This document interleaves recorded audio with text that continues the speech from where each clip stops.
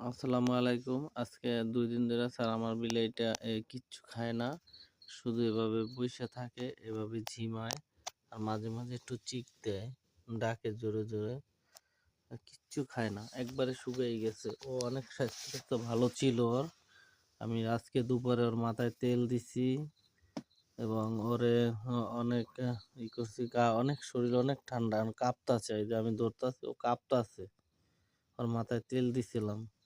এই যে ওর মুখটাও কেমন জানি হয়ে গেছে, এই যে চোখগুলা কেমন যেন হলুদ হলুদ বর্ণের দেখা যায়। আমি দেখাই আপনাকে, এই যে ওর এখন তাৎক্ষণিকভাবে একটু ওর কি সমস্যা, ওর শরীরটা অনেক ঠান্ডা, শরীরটা ঠান্ডা, সম্ভবত ওর জ্বর হয়েছে নাকি বুঝতে পারতাছি না। কিচ্ছু খায় না, চুপ করে বসে থাকে, বের হয়ে যায়।